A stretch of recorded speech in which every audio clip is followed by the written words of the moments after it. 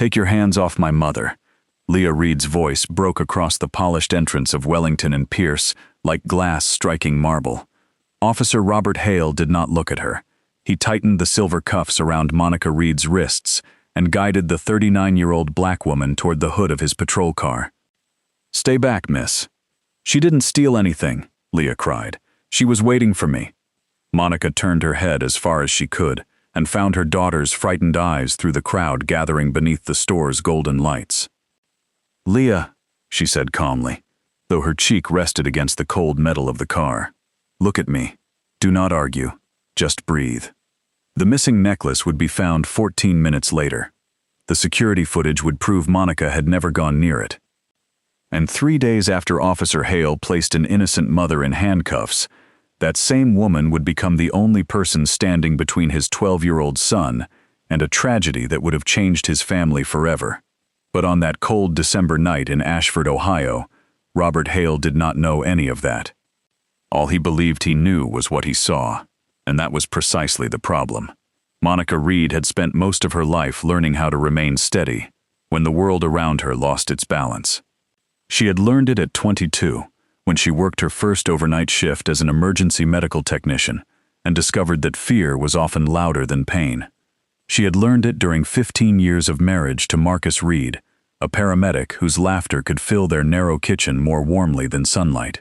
And she had learned it again 6 years earlier, when Marcus was lost in a highway accident while stopping to help 2 strangers trapped in an overturned car. After his funeral, people praised Monica's strength as though strength were a gift she had been handed. It was not. Strength was waking before dawn because the children still needed breakfast. It was answering condolence letters after the casseroles stopped arriving. It was sitting at the kitchen table with bills divided into 3 piles: urgent, late, and impossible. It was folding Marcus's uniform one final time and placing it in a cedar chest because 10-year-old Leah could not bear to see it hanging by the bedroom door. Monica left emergency fieldwork a few months later. Sirens had begun turning every ordinary street into the highway where Marcus had died. She found steadier employment at the Maple Street Community Center, an old brick building that served half the working families on Ashford's east side. Her official title was Evening Maintenance Supervisor. In practice, she was much more.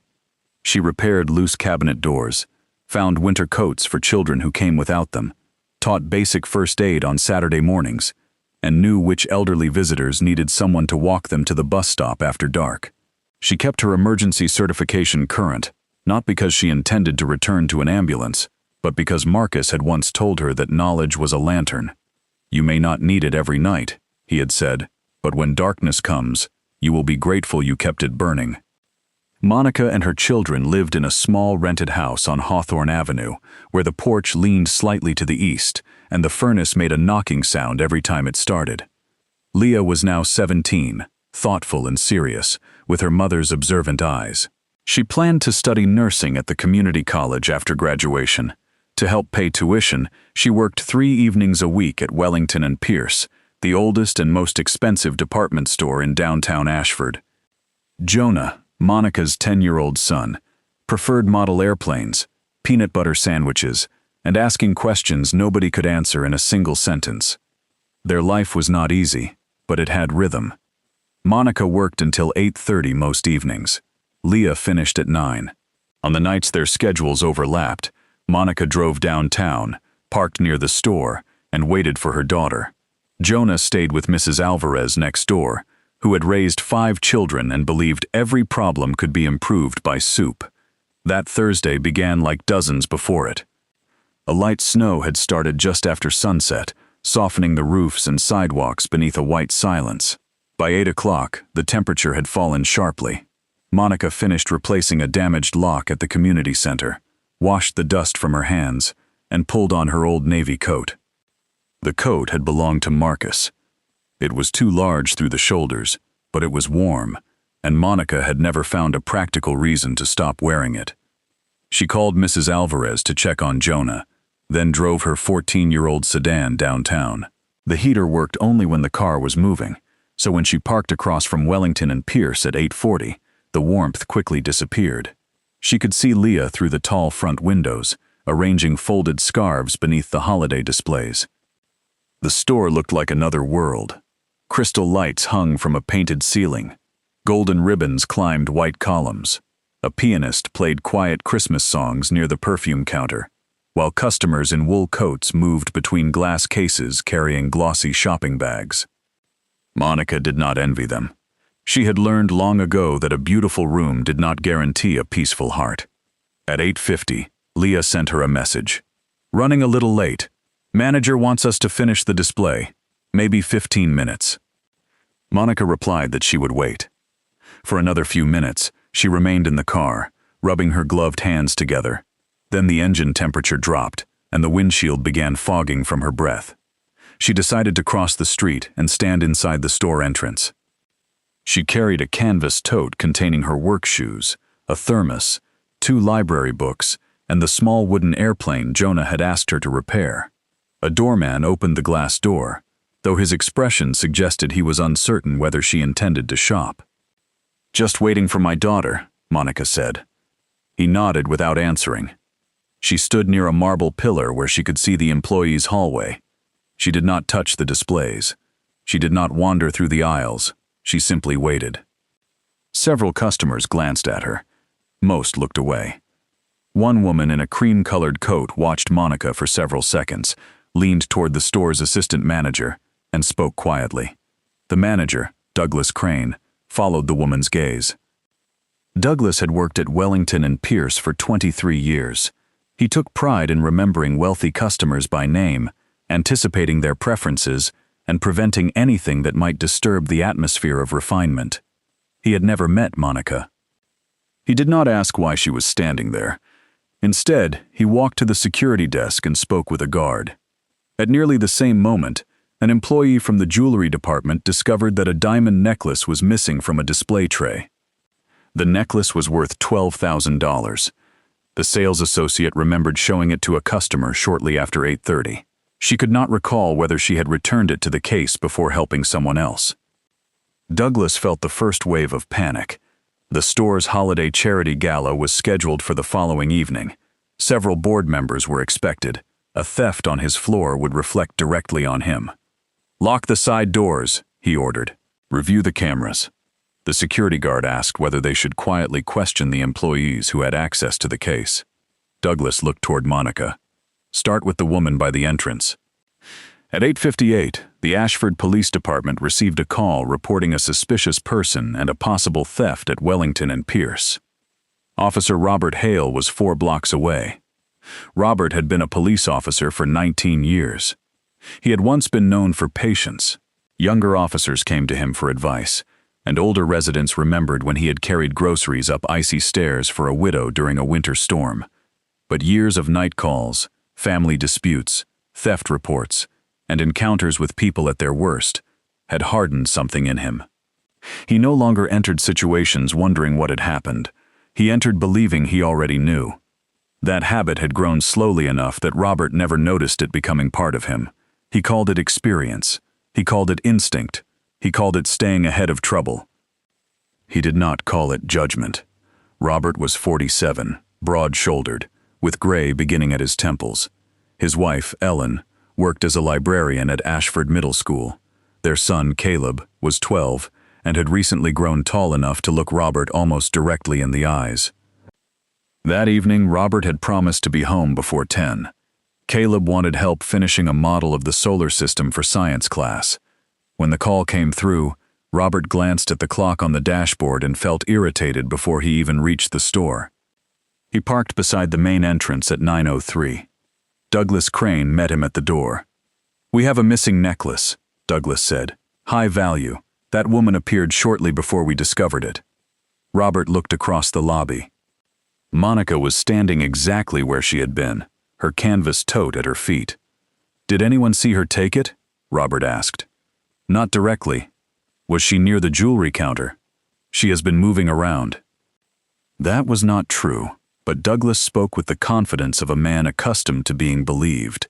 Robert approached Monica. "Ma'am, I need to speak with you." Monica noticed his hand resting near his belt. She also noticed the security guard moving behind her, closing the distance to the entrance. Of course, she said. What are you doing here? Waiting for my daughter. She works in accessories. Name? Leah Reed. Robert glanced toward Douglas. Douglas shook his head slightly. He did not recognize the name, though the store employed more than 100 seasonal workers. May I see identification? Robert asked. Monica reached slowly into her coat. Keep your hands where I can see them. You asked for my identification. Tell me where it is. In my wallet. Right coat pocket. Robert removed the wallet himself. He checked her driver's license and returned it. You carrying anything that belongs to this store? No. Open the bag. Monica looked at him. Am I being accused of something? A necklace is missing. And someone saw me take it? I am asking you to open the bag. People had begun watching. The pianist continued playing, but several notes came unevenly, as though his hands had become aware of the tension in the room. Monica looked toward the employee's hallway. Leah had not yet appeared. I will show you the bag, Monica said, but I want your body camera recording, and I want the store manager present when you search it. Robert's expression tightened. My camera is recording. Then I will cooperate. Monica placed the tote on a nearby counter and opened it. Robert removed the contents one at a time. Work shoes. A stainless steel thermos. 2 library books. A wrapped sandwich she had not eaten. A small wooden airplane with 1 broken wing. A folded pair of medical gloves. A first aid instruction booklet. Nothing from the store. Robert examined the empty bag. Douglas stood a few feet away, his face growing tense. Could she have hidden it in her coat? He asked. Monica turned toward him. You told the officer I was moving around. I have stood beside this pillar since I entered. Douglas avoided her eyes. Robert said, Ma'am, place your hands on the counter.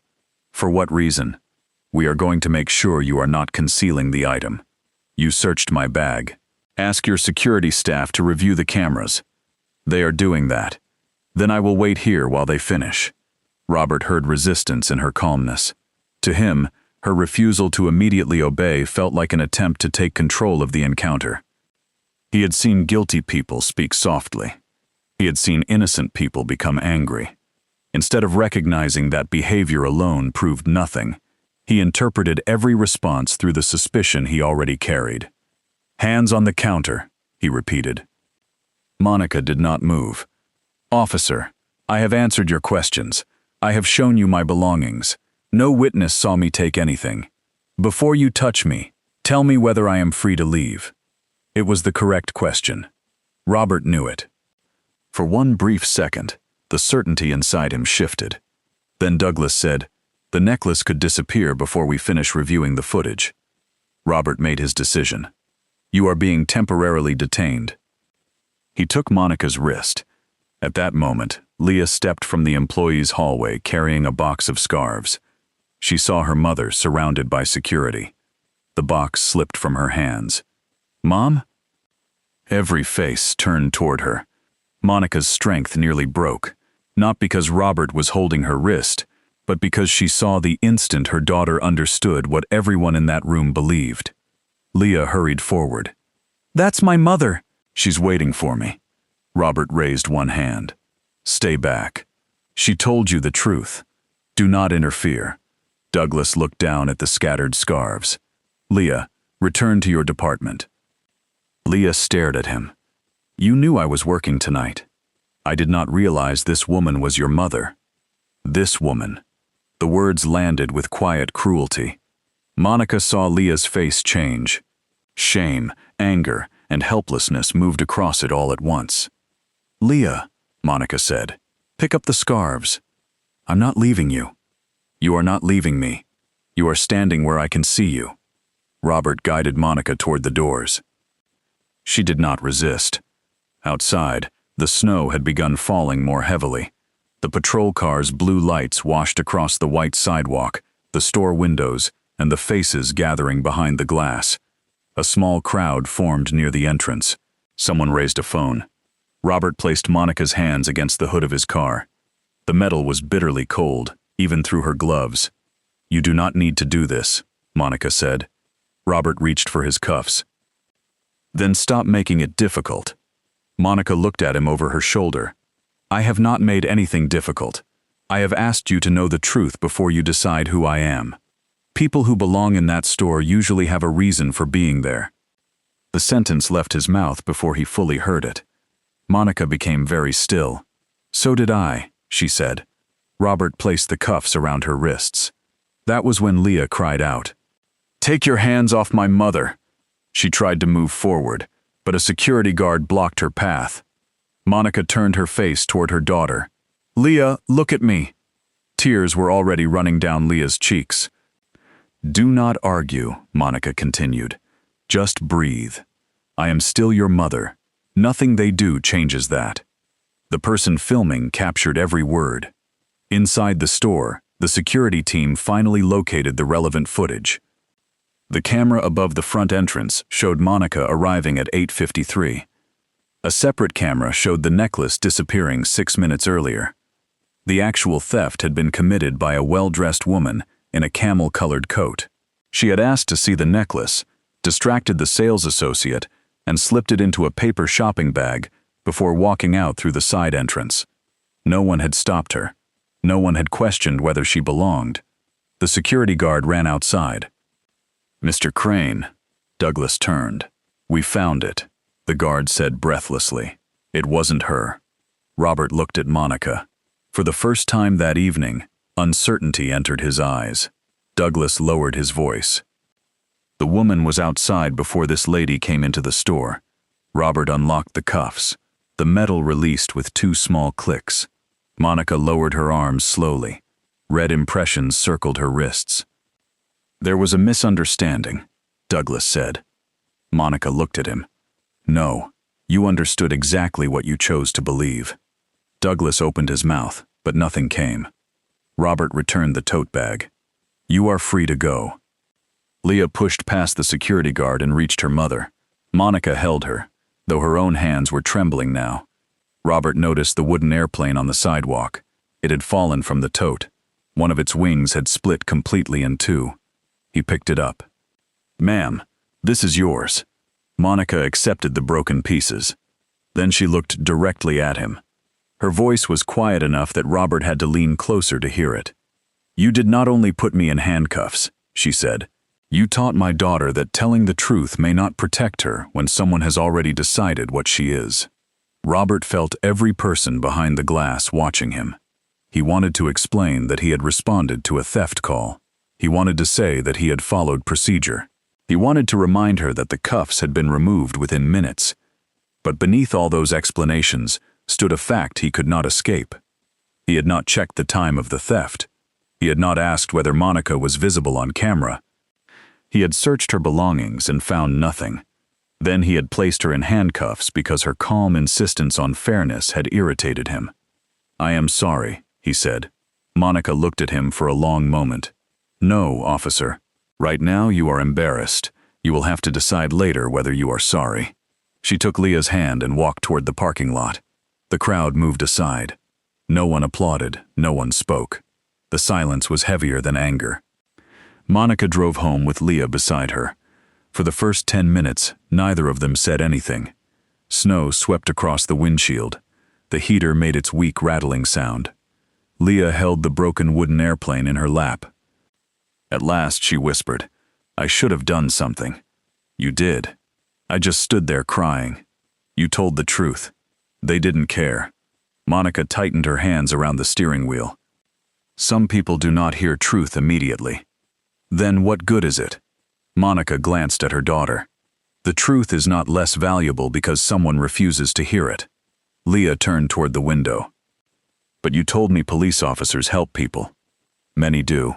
"He didn't." "No." The honesty of that answer filled the car. Monica did not tell Leah that everything was fine. It was not. She did not say Officer Hale was only doing his job. He had gone beyond what the facts required. She did not ask her daughter to forgive him. There are moments when comfort becomes another kind of dishonesty, and Monica loved Leah too much to cover a wound before it had been cleaned. When they reached Hawthorne Avenue, Jonah was asleep on Mrs. Alvarez's sofa beneath a knitted blanket. Mrs. Alvarez took one look at Monica's face and asked no questions until the boy had been carried home and placed in bed. Then, in Monica's kitchen, Leah showed her the video. It had already been posted online. A customer named Evelyn Parker had recorded the encounter from the sidewalk. The video began when Robert ordered Monica to the patrol car. It captured the handcuffs, Leah's cry, the discovery of the security footage, and Monica's final words. By 11:30, thousands of people had viewed it. Monica watched only once. She saw herself against the patrol car. She saw her daughter standing beneath the store lights. She heard Robert say, "People who belong in that store usually have a reason for being there." Then she closed the phone. Mrs. Alvarez's eyes filled with tears. "What are you going to do?" Monica looked toward the hallway where her children slept. "I am going to make sure there is a record of what happened." The Ashford Police Department learned about the video before midnight. Captain Samuel Doyle called Robert at home. "Tell me there is context missing," the captain said. Robert stood in his dark kitchen, still wearing his uniform. There was a theft report. "I heard the call. The store manager identified her as suspicious. I watched your body camera." Robert looked toward the living room. Caleb's unfinished solar system sat on the coffee table. Jupiter hung crookedly from a wire. She refused to put her hands on the counter. After she opened her bag and you found nothing. I detained her while they reviewed the video. You had not established that she entered the store before the theft. Robert remained silent. Captain Doyle exhaled. "You are relieved from patrol pending review. Bring your equipment in at 7 tomorrow morning." Robert's stomach tightened. "Sam, I have 19 years. I know exactly how many years you have. That is why you should have known better." The call ended. Robert placed his phone on the counter. Ellen stood in the doorway wearing her robe. She had heard enough to understand. "What happened?" she asked. Robert told her. At first, he described the call, the missing necklace, and the store manager's statements. He explained how quickly events had unfolded.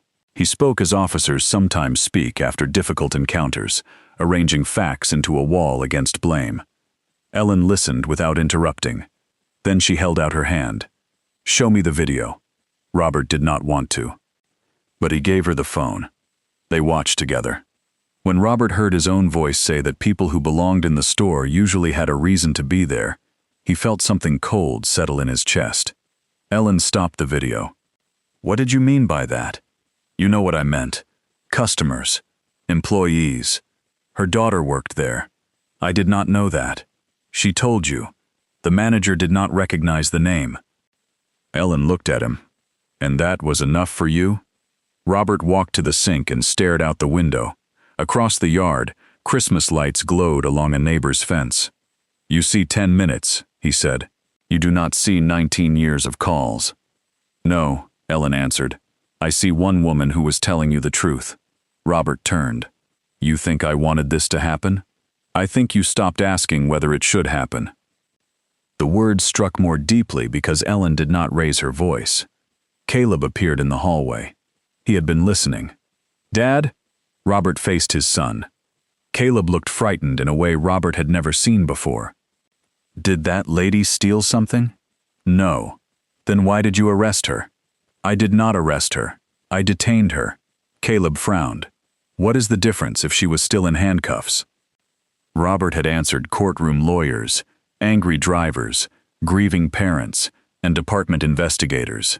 Yet he had no answer for his 12-year-old son. Caleb looked down at the floor. "The girl at the store goes to my school. Leah. She helped with the library book drive." Ellen closed her eyes briefly. Robert felt the wall of explanations begin to crack. He went to the station the next morning and surrendered his badge and service equipment. The department announced an internal investigation. He would remain on administrative leave until the review was complete. Outside headquarters, reporters waited. Robert left through a side entrance. At Maple Street Community Center, Monica arrived for work at 7:30, though she had slept less than 2 hours. The director, Margaret Ellis, met her at the door. "You should have taken the day off." "I did not want to sit at home, reading comments from strangers." Margaret hugged her. "I saw the video." So did everyone else. By noon, Monica's phone contained messages from television stations, civil rights organizations, attorneys, former co-workers, distant relatives, and people she had not spoken to since high school. Some called her brave. Some called her a symbol. Some wanted her to describe the worst moment again and again. Monica did not feel brave, and she did not want to become a symbol. She was a mother who had gone to pick up her daughter from work. She contacted an attorney named Grace Holloway, a 62-year-old woman who had spent 4 decades handling civil rights and employment cases in Ashford. Grace listened carefully. When Monica finished, the attorney asked, "What outcome do you want?" "I want the truth recorded without anyone softening it." "Do you want financial compensation?" "I want my daughter to attend college without carrying debt from something that happened to me. But I do not want a check to become an excuse for everyone to forget." Grace nodded. "What about the officer?" "I want him held accountable." "Do you want him fired?" Monica thought before answering. "I do not know him well enough to decide what he is capable of becoming. But I know what he did. The department should not pretend those are the same question." Grace studied her for a moment. "You have a clear mind." "No," Monica said. "I have children watching what I do next." Wellington and Pierce issued a statement that afternoon calling the incident unfortunate. The statement did not mention Monica by name. It said the store was cooperating with authorities and remained committed to providing a welcoming environment for all customers.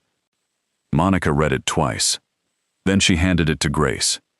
"They still think this happened to their reputation." Grace folded the paper.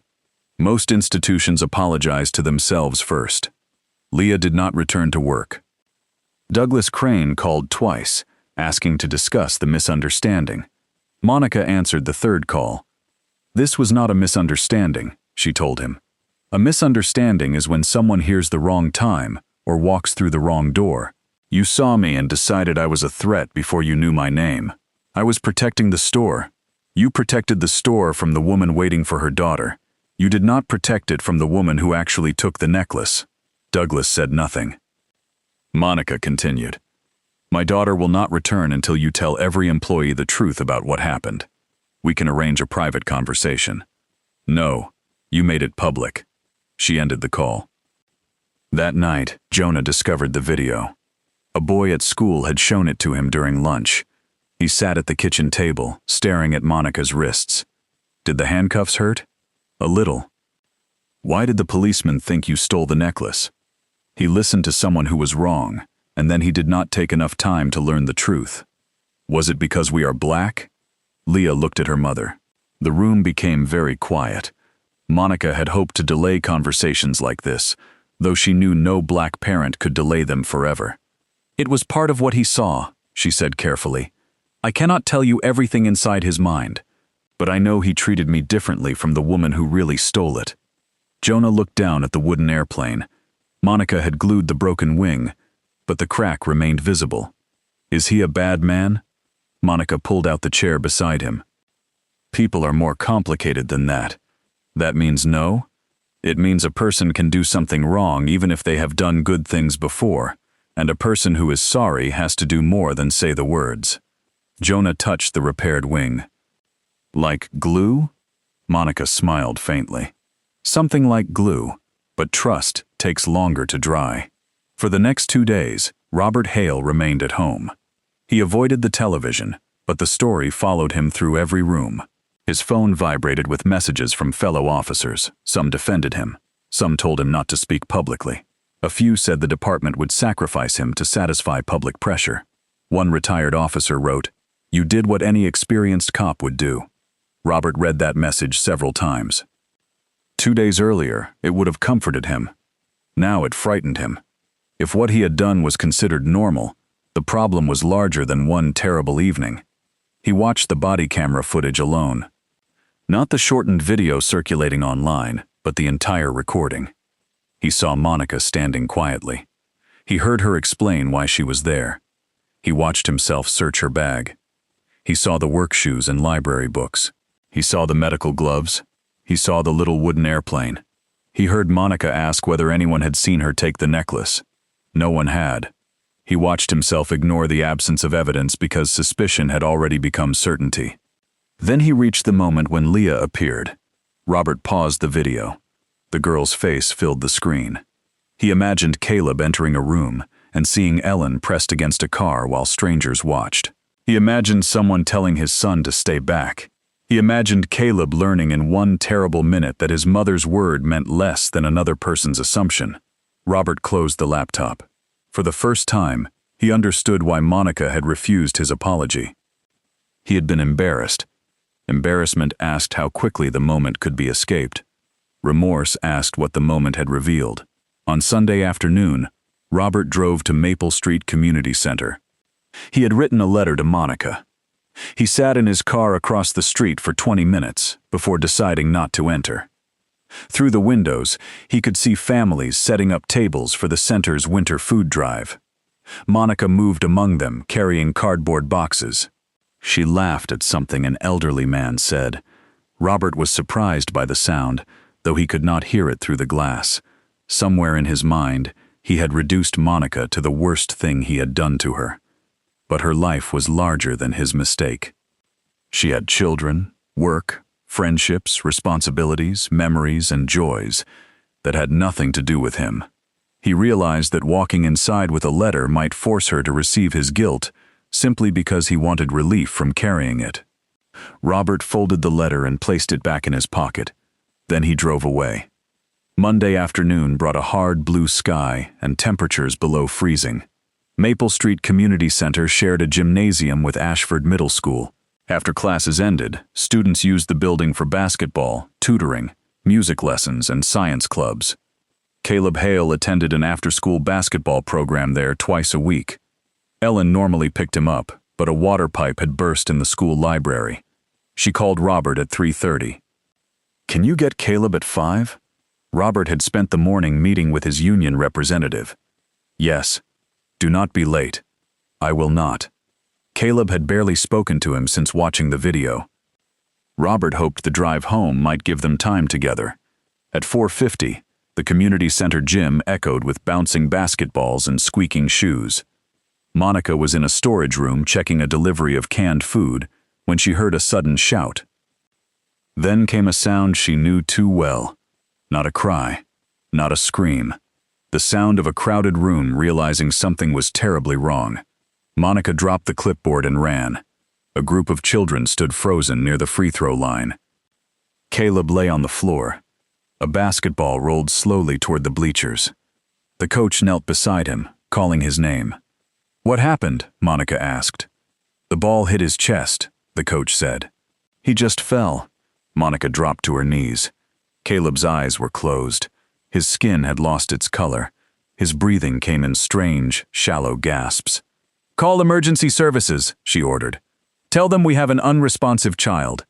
Bring the automated defibrillator from the hallway." The coach stared at her. Now, her command broke the paralysis in the room. Someone ran for the device. Another adult reached for a phone. Monica checked Caleb's pulse. It was absent. A hard impact to the chest at a precise instant could disrupt the heart's rhythm. It was uncommon, but Monica had been trained to recognize the possibility. She placed her hands at the center of his chest and began compressions. 1, 2, 3, 4. The gym fell silent except for her counting. A boy near the bleachers began crying. "Take the children into the hallway," Monica told the coach without stopping. "Keep the doors clear for the paramedics." The defibrillator arrived. Monica opened the case, attached the pads, and followed the machine's prompts. Analyzing heart rhythm. No one spoke. Shock advised. "Everyone stand clear." The first shock moved through Caleb's body. Monica resumed compressions. Her arms remembered what grief had tried to make her forget. She remembered highway shoulders in the rain. She remembered apartment stairwells, kitchens, parking lots, and frightened families begging strangers in uniforms to save the person they loved. She remembered Marcus beside her in the ambulance, calm even when everyone else was afraid. "Keep the lantern burning." At 4:57, Robert entered the community center. He heard the emergency announcement from the gym and began running before he understood why. When he reached the doorway, he saw the circle of adults. Then he saw Caleb's shoes. For one suspended moment, Robert could not move. Monica looked up.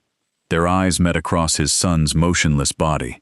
Robert's face emptied of color. "Caleb." He took one step forward. "Stay where you are," Monica said. The words stopped him.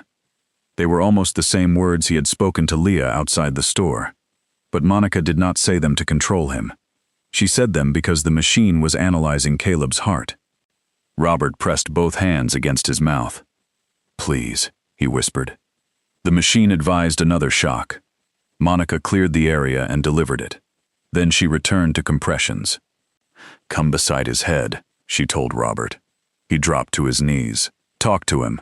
Robert reached for Caleb's hand. "Son, I am here." His voice broke. "I am right here. You are not alone." Monica continued counting. An eternity passed inside 40 seconds. Then Caleb drew a sudden breath. It was weak, but real. Monica checked his pulse. "I have one." Robert closed his eyes. The paramedics arrived moments later. They moved Caleb onto a stretcher, provided oxygen, and prepared him for transport. Monica gave a concise report. Witnessed collapse after a direct chest impact. No pulse. 2 shocks administered. Circulation restored. One paramedic recognized her. "Monica Reed?" She nodded. "I trained under Marcus." For a moment, neither of them spoke. Then he said, "You saved this boy." Monica looked toward Robert. "Get him to the hospital." Robert rode in the ambulance. Monica remained in the gym. Her hands were shaking. The coach thanked her repeatedly, but his words seemed to come from far away. She walked into the equipment room, closed the door, and leaned against the wall. Only then did she allow herself to cry. Not because the child was Robert Hale's son. Because he was 12 years old. Because Leah and Jonah had once been small enough to carry. Because every parent lived with an unspoken prayer that a stranger would choose compassion if their child ever needed help. At Ashford Memorial Hospital, doctors stabilized Caleb and transferred him to the pediatric cardiac unit for observation. The impact from the basketball had interrupted his heart rhythm. The physician explained that immediate cardiopulmonary resuscitation and rapid use of the defibrillator had given him the best possible chance of recovery. If the response had been delayed by even a few minutes, the doctor said, we might be having a very different conversation. Robert sat beside Caleb's bed. Ellen stood by the window, one hand covering her mouth. Their son was sleeping, connected to monitors, but his heart beat steadily. Ellen asked who had helped him. Robert could barely form the answer. "Monica Reed." Ellen stared at him. "The woman from the store?" He nodded. Ellen sat down slowly. Robert looked at his son's hand inside his own. "She had every reason to walk away from me." "She did not do it for you," Ellen said. No. That truth mattered. Monica had not saved Caleb as a gift to his father. She had not acted to prove she was morally superior. She had responded because a child needed help, and she had the knowledge to provide it. Robert understood that turning her act into a story about his redemption would be another way of making her life revolve around him. Still, he could not escape the contrast. When Monica's daughter had begged him to listen, he had treated her fear as interference. When his son's life faltered, Monica had transformed fear into action. Later that evening, Robert saw her in the hospital corridor. Monica had come with Margaret Ellis to check on Caleb's condition. She wore the same navy coat she had worn outside Wellington and Pierce. Robert stood. For several seconds, neither spoke. "His heart rhythm is stable," Robert said. "The doctor believes he will recover fully." Monica nodded. "I am glad." Robert's eyes filled. "Thank you. You do not have to thank me." "Yes, I do. I helped a child. My child. He did not choose what happened between us." Robert lowered his head. "No, he did not." Monica started to leave. "Mrs. Reed." She stopped. Robert took the folded letter from his pocket. "I wrote this yesterday. I did not bring it inside because I realized asking you to read it might only make me feel better."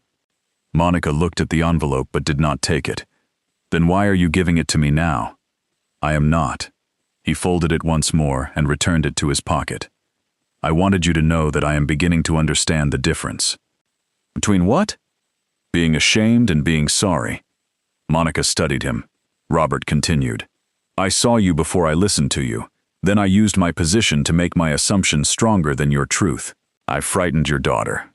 I humiliated you in public. And when the evidence proved me wrong, I thought removing the cuffs should end the harm. Monica's face remained guarded. I do not expect forgiveness, he said. I have not earned the right to ask. That is the first honest thing you have said to me. Robert accepted the words. Monica glanced through the window toward Caleb's room. Do not turn what happened today into a way to make what you did smaller. I will not. Do not tell people I saved your son so they will stop asking why you handcuffed me. I will not. And do not become a better officer only when someone reminds you of Caleb. Robert nodded. Then what should I do? Monica looked at him with quiet weariness. You should learn why you needed me to become personally important before you could fully see what you did. She walked away. Robert stood in the corridor long after she disappeared around the corner. Caleb returned home 2 days later. The doctors restricted sports for several weeks, but no permanent damage was found. The event had been rare, sudden, and almost impossible to predict. The story reached the news. Reporters discovered that the woman who had saved Officer Hale's son was the same woman he had detained days earlier. Headlines appeared across the state. Some described the event as poetic justice. Monica disliked that phrase. There was nothing poetic about a child's heart stopping. There was no justice in a mother being forced to prove her humanity through heroism. When a television reporter asked whether saving Caleb had changed how she felt about Robert, Monica answered carefully. A child's life is not a lesson placed here for adults. Caleb needed help. I was trained to give it. What happened at the store remains wrong, and what happened in the gym remains right. One does not erase the other. The clip was shared more widely than the original video.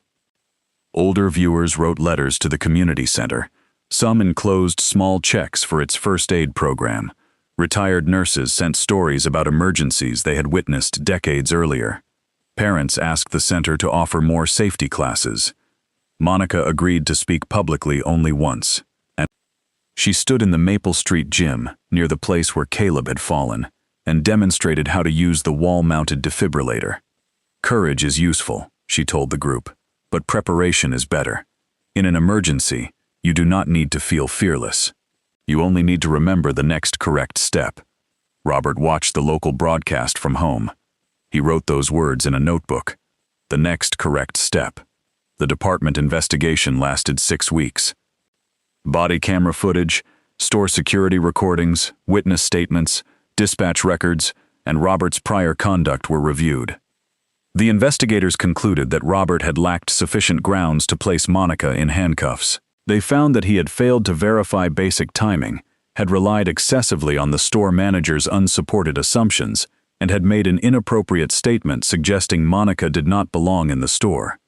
Robert was suspended without pay for 8 weeks. He was removed from field training duties and required to complete instruction in constitutional detention standards, bias awareness, and conflict de-escalation. Upon returning, he would serve 1 year under enhanced supervision.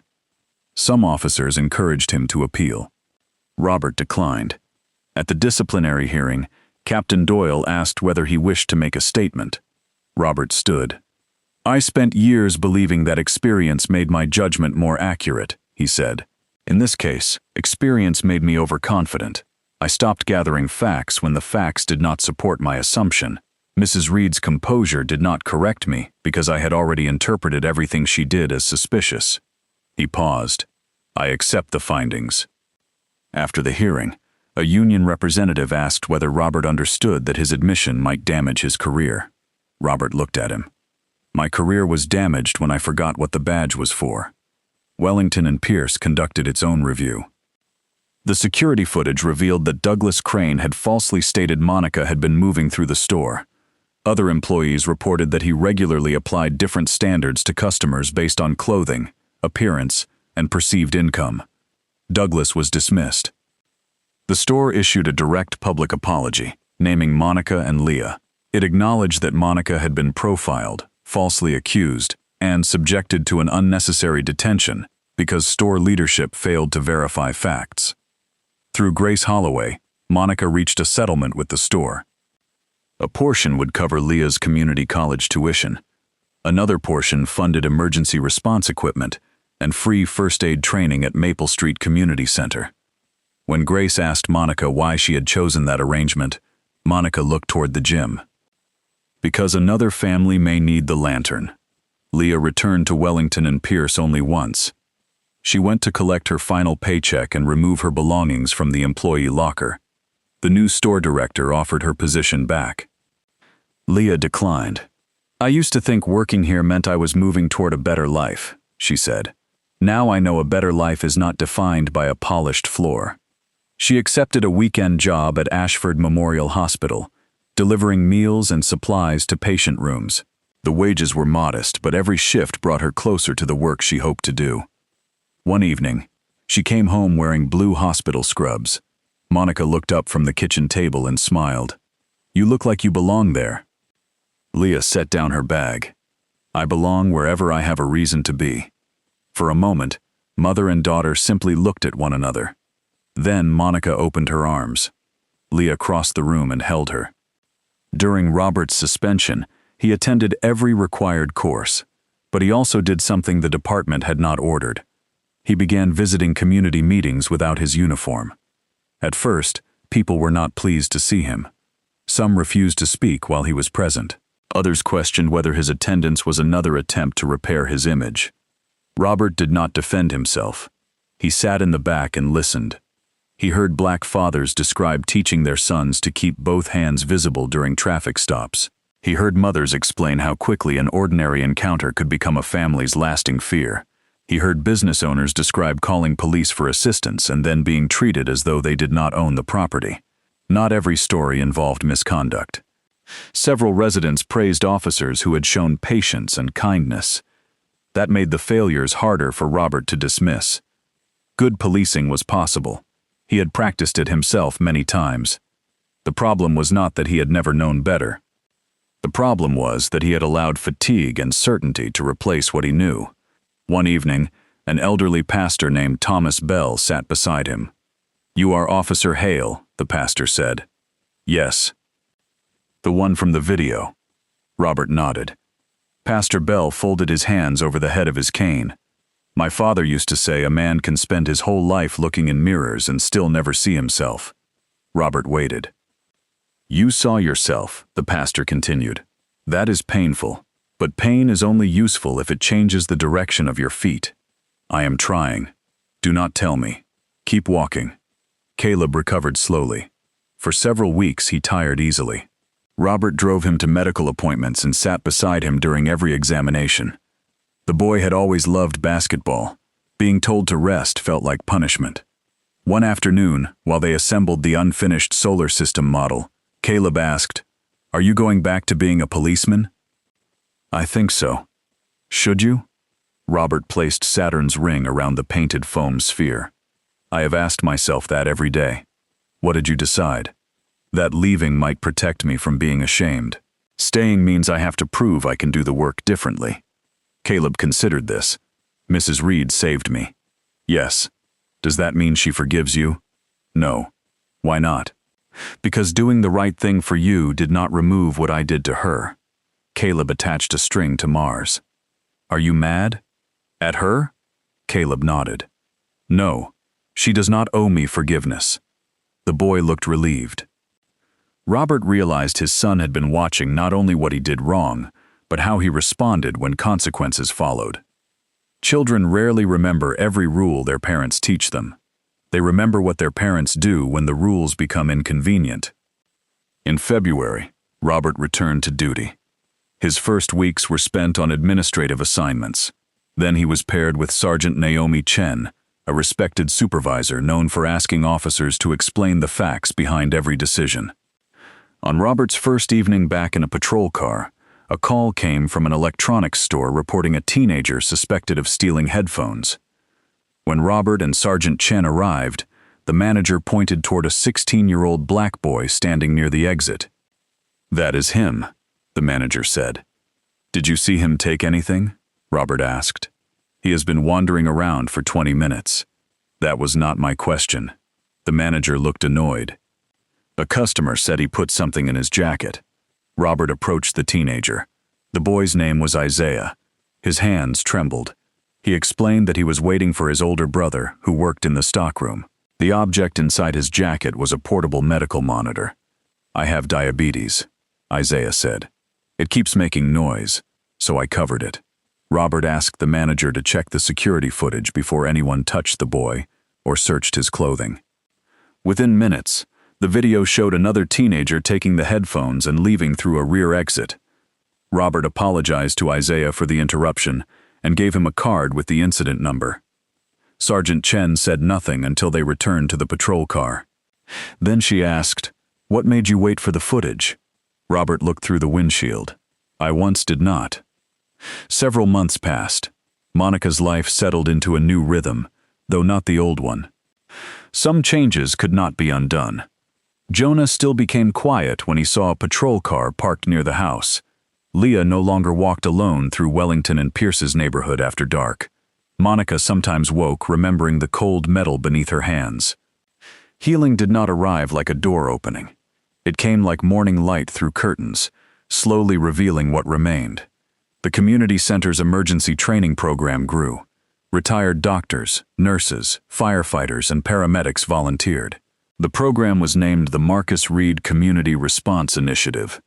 At the dedication ceremony, Monica placed Marcus's old medical bag in a glass display near the classroom. Jonah stood beside her. "Would Dad like this?" he asked. Monica touched his shoulder. He would ask whether the coffee was free. Jonah laughed. Then she added, "Yes, he would like it." Caleb attended the first youth training session after his doctors cleared him for normal activity.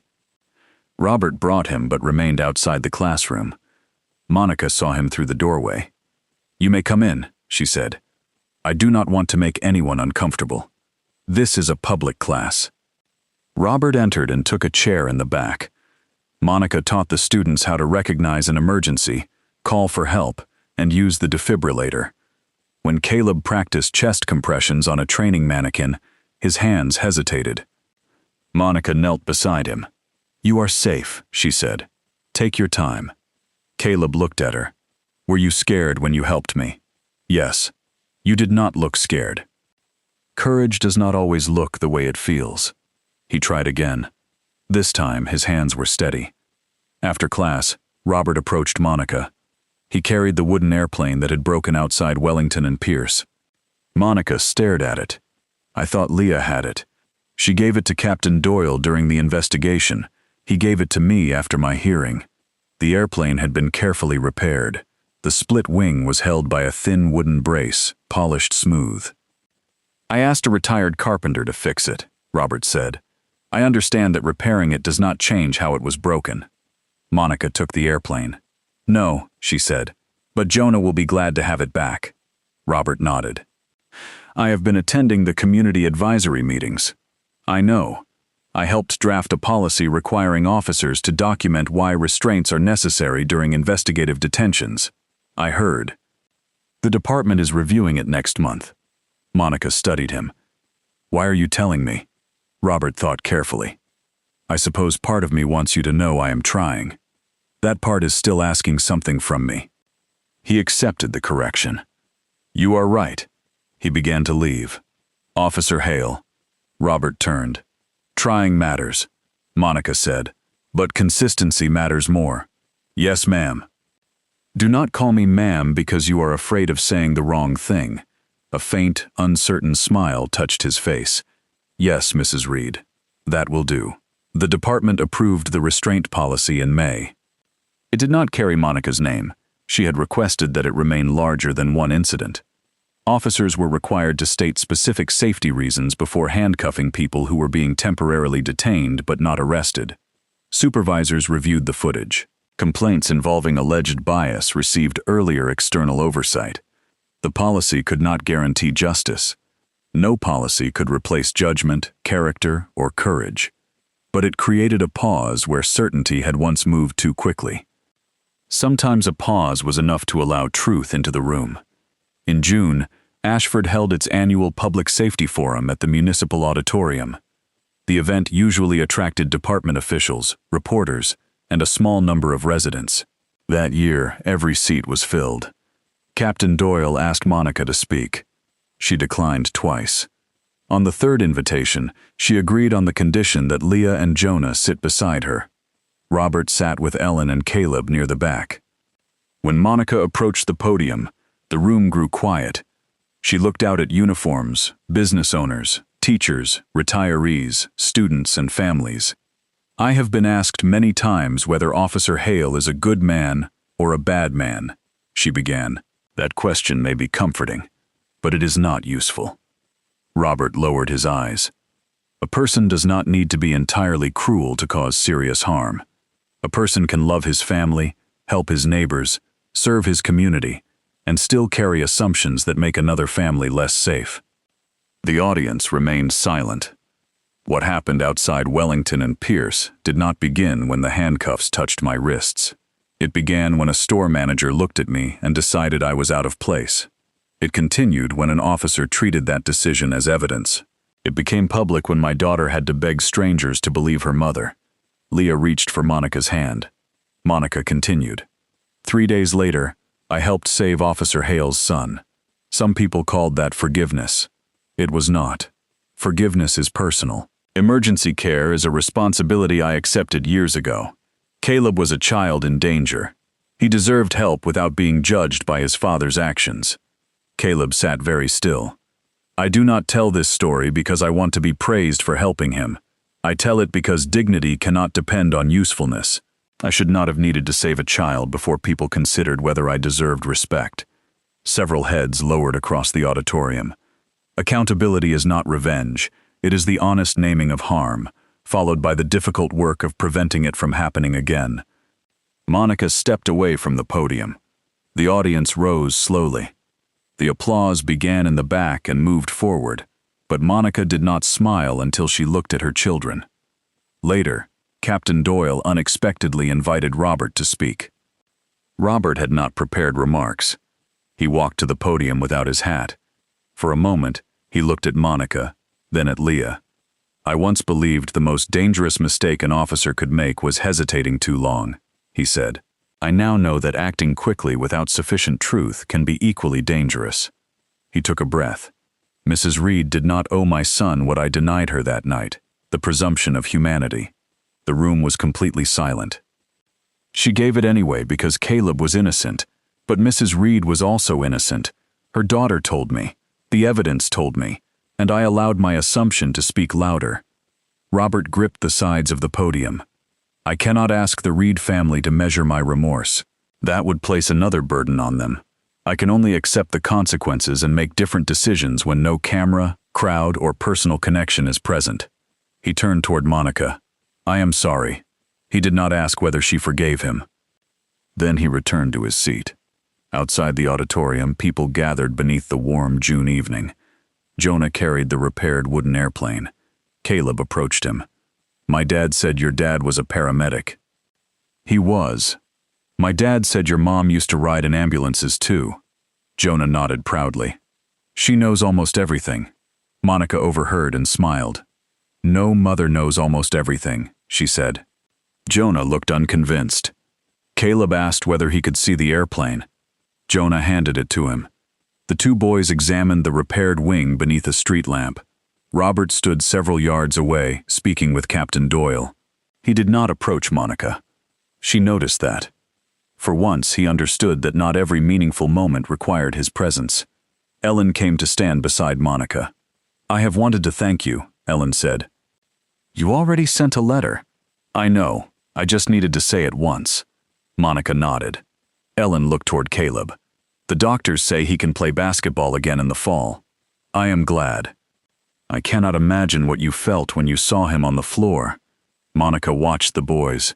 "I did not see Officer Hale's son." "What did you see?" "A child whose mother had not reached him yet." Ellen's eyes filled with tears. "Marcus would have been proud of you." Monica turned, surprised. Ellen quickly added, "I read about him in the community center program. I hope that was not inappropriate." "No," Monica said softly. "He would have told me I counted too loudly during the compressions." They both laughed. It was a small sound, but it loosened something neither woman had known she was carrying. Summer passed. Leah graduated from high school and received a scholarship from Ashford Memorial Hospital. On the morning she began nursing classes, Monica took a photograph of her on the front porch. Leah wore a blue sweater and held her textbooks against her chest. "You are crying," she told her mother. "I am not. You absolutely are. The sun is in my eyes. The sun is behind you." Monica lowered the camera. "Stand still and let your mother be emotional." Jonah ran into the picture at the last second, carrying the repaired airplane above his head. The photograph was imperfect. It became Monica's favorite. Robert completed his year of supervised duty without another complaint. Sergeant Chen noted that he had become slower in the moments that required patience and faster in the moments that required compassion. He never returned to training new officers in the old way. Instead, Captain Doyle asked him to speak during a course on investigative stops. Robert began every session by showing the complete body camera footage from Wellington and Pierce. He did not edit out his worst sentence. He did not begin with Caleb's rescue. He did not tell the officers that Monica had later done something extraordinary. He asked them to judge the encounter using only the facts available that night. Most classes identified the moment the investigation should have changed. When Monica's bag contained nothing, when Leah confirmed her story, or when the store could not provide a witness. Robert would then say, "I had every one of those facts. What I lacked was the humility to let them correct me." One young officer asked whether publicly showing his mistake was difficult. Robert answered, "Not as difficult as being handcuffed for someone else's mistake." A year after the incident, Wellington and Pierce invited Monica to its holiday charity gala. She almost declined. Leah persuaded her to attend. "You should see the place when nobody is trying to make you feel small," her daughter said. Monica wore a dark green dress that had belonged to Marcus's mother. Leah wore silver. Jonah wore a tie for 12 full minutes before loosening it. The store's new director met them at the entrance. No security guard followed them. No manager asked why they were there. Near the jewelry counter stood a display describing the Maple Street Emergency Training Program, which the store now supported annually. Monica read the plaque. It praised community courage but did not mention the incident. That had been her request. As a string quartet played near the staircase, Leah touched her mother's arm. "Does it feel strange?" "Yes." "Bad strange?" Monica looked around the room. The marble pillars were the same. The chandeliers were the same. Even the holiday ribbons appeared unchanged. But she was not standing alone beside the entrance. "No," she said, "just honest." Across the lobby, Robert entered with Ellen and Caleb. He had been invited as part of the department's community advisory group. He saw Monica, but did not immediately approach. Caleb and Jonah spotted one another and disappeared toward the dessert table. Eventually, Robert and Ellen came over. "Mrs. Reed," Robert said. "Officer Hale. I am off duty." "Robert, then?" He smiled. "Monica." A year earlier, hearing her name spoken by him would have felt like an intrusion. Now it sounded like what it was, an acknowledgement. They stood in silence for a moment. Robert looked toward the entrance. "I think about that night every time I walk into a building like this. I think about it less often than I used to. I am glad. That does not mean I have forgotten. I would not ask you to." Monica studied his face. He seemed older, not weaker, but less certain in the way certainty had once hardened him. "I have watched what you have done this year," she said. Robert waited. "You kept walking." He understood the reference to Pastor Bell's words, though he did not know she had heard them from the pastor. "I am trying to." Monica looked toward Caleb, who was laughing as Jonah attempted to balance 2 pastries on one plate. "Keep doing it when nobody is watching." "I will." She extended her hand. Robert looked at it before taking it. This was not complete forgiveness. It was not friendship. It was not the erasure of the patrol car, the handcuffs, or Leah's frightened voice. It was an acknowledgement that remorse had become action, and action repeated over time had begun to form character. Sometimes that was how trust returned. not as a grand declaration, as one careful inch of ground no longer lost. Later that evening, Monica stepped outside for fresh air. Snow had begun to fall, almost exactly as it had 1 year earlier. She stood beneath the store awning and watched white flakes settle on the street. Leah joined her. "You okay?" "I am." "Really?" Monica smiled. "Really?" Leah leaned against her shoulder. "I hated him for a long time.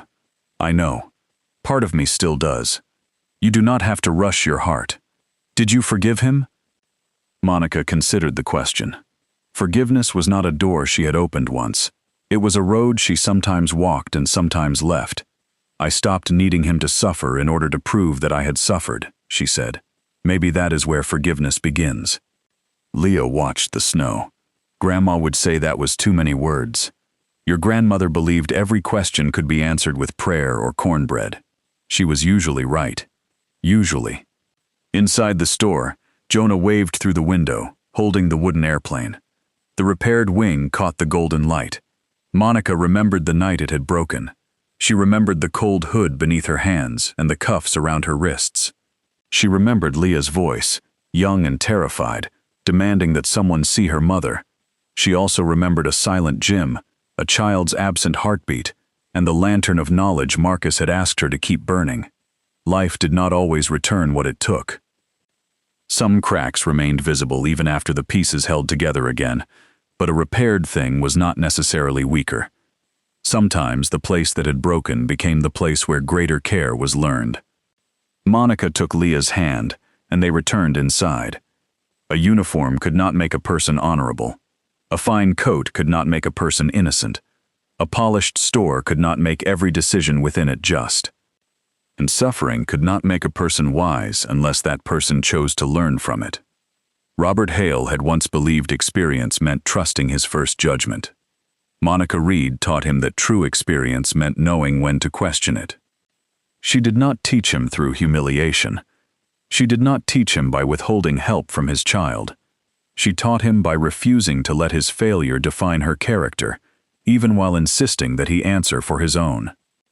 In the years that followed, people in Ashford sometimes told the story as though it were about a cruel officer and a heroic mother. The truth was more difficult and more useful.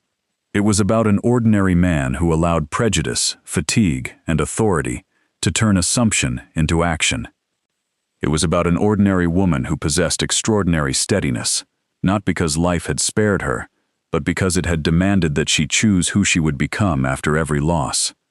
Most of all, it was about what happened after the world saw them both clearly. One accepted accountability without demanding comfort. The other protected her dignity without surrendering her humanity. And two children watched their parents. Leah watched her mother refuse to be reduced by injustice. Caleb watched his father stop hiding behind intention and begin answering for impact. Jonah watched a broken wooden airplane fly again from his hand. Years later, when Leah became a registered nurse at Ashford Memorial Hospital, she kept that airplane on a shelf in her office. The crack along its wing remained visible. Whenever a frightened patient apologized for asking too many questions, Leah pointed toward it. "My mother taught me something," she would say. "You are allowed to ask people to understand the truth before they decide what should happen to you." And whenever Robert spoke to new officers, he repeated a lesson he had once learned too late. The person in front of you has a life that began long before your arrival. Your authority does not make your first impression true. Slow down. Ask the next question.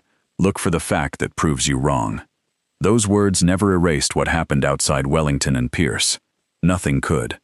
But they prevented other mothers from leaning against other cold patrol cars. They kept other daughters from crying beneath bright store windows. And perhaps that was the only apology large enough to matter. Not a sentence spoken while the crowd watched. A different decision made when no one did.